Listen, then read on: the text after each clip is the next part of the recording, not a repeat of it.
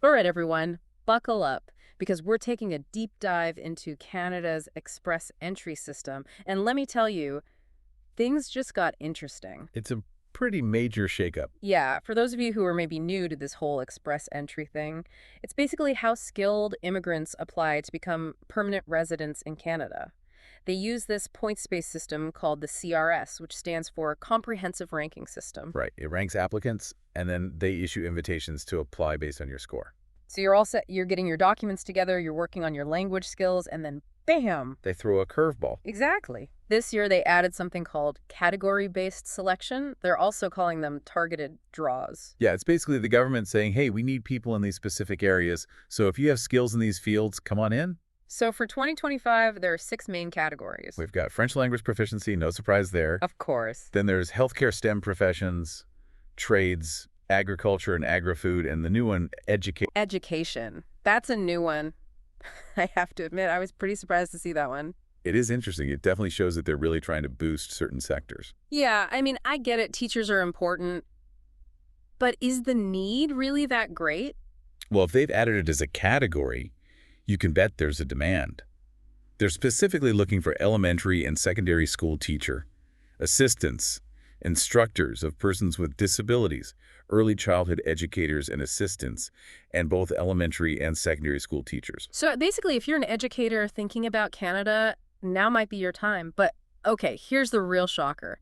They completely removed the transport category. Yeah, that one was a big surprise. A lot of people really counted on that category. I bet. People are freaking out. Oh, absolutely. Yeah. I've seen a lot of comments online from people who are feeling pretty lost and confused right now. I mean, can you imagine you've been working towards this goal for who knows how long, and suddenly the rug is pulled out from under you? It really makes you think about the whole system and how it's constantly evolving. It makes you wonder why they made such a drastic change. Was there suddenly no need for transport workers anymore? Right, or is there something else going on here? All right, let's move on to STEM, because this one is just confusing.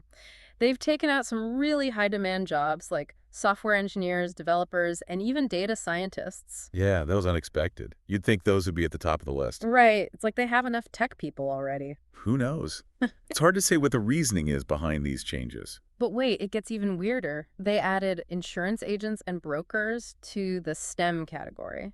Interesting. Last time I checked, selling insurance wasn't exactly rocket science. Maybe they're looking for a very specific type of insurance agent, someone with a really technical background, but yeah, it's not very clear. And then to top it all off, they added cooks to the trades category. Now, that one did make me chuckle a bit. I mean, I respect cooks. They work hard, but Mhm. putting them in the same category as plumbers and electricians. Well, in Canada, cooks can actually get a Red Seal certification, which is the highest standard for skilled trades. Sure. It does kind of make sense in that context. Okay, yeah, I guess so. But man, this whole thing is really making my head spin. It really shows how much things are changing. Definitely. And one of the big takeaways here is that having Canadian work experience is more important than ever. Oh, really? Absolutely. They're really prioritizing people who've already worked in Canada. So basically, if you haven't worked in Canada yet, you're out of luck. No, not necessarily. There are still pathways for people without Canadian experience.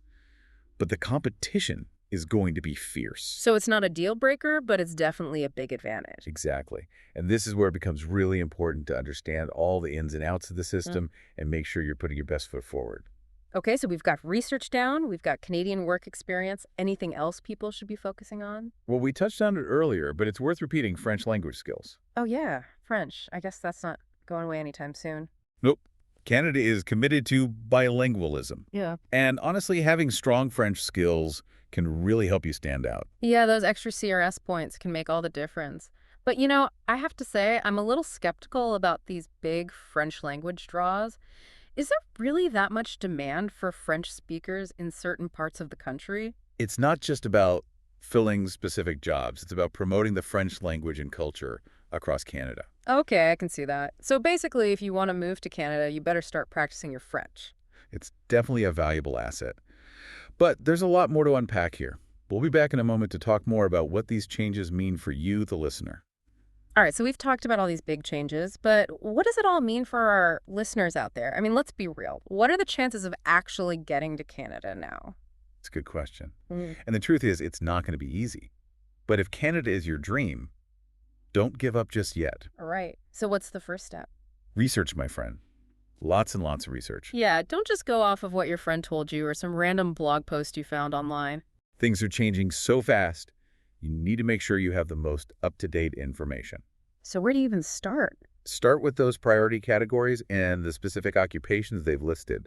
Is your job even on there anymore? And even if it is, remember it's not a guarantee, you still need to meet all the other requirements, like language proficiency, education, work experience, all that good stuff. And this is where having Canadian work experience can really give you a leg up. So if you're serious about moving to Canada, getting some experience working there is pretty much essential. It's a huge advantage. It shows employers that you're already familiar with the Canadian work environment. But how do you even get Canadian work experience in the first place?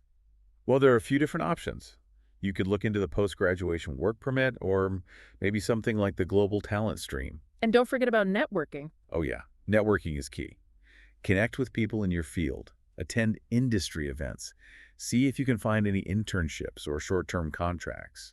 Anything to get your foot in the door. So we've got research, we've got Canadian work experience. Any other tips? Well, we mentioned it before, but I think it's worth repeating French language skills. Ah, yes. French, the gift that keeps on giving. It really can make a difference in your application. Mhm. Even if your French isn't perfect, those extra CRS points can really add up. You know, maybe I should brush up on my French too. It's never too late to learn a new language. And hey, you might even enjoy it. All right, so to recap, we need to stay informed, do our research, try to get some Canadian work experience, and learn some French. Exactly. And remember, the world of Canadian immigration is constantly changing. So stay up to date on the latest news and developments. So basically, if you want to move to Canada, you've got to be willing to put in the work. Absolutely. Yeah. But hey, if it were easy, everyone would be doing it right. True enough. All right, so we've covered a lot of ground here, but there's one big question we haven't tackled yet, and we're going to get to that right after the break. All right, we're back. And I think it's time to address the big question hanging over all of this.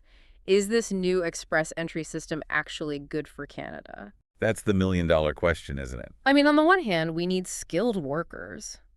But are we just filling very specific needs, or are we attracting the best and brightest from around the world? And what about building a diverse and inclusive society? Are we doing that with this new system? It seems like there are a lot of different factors at play here. Absolutely. There's the economic side of things, of course, Mm.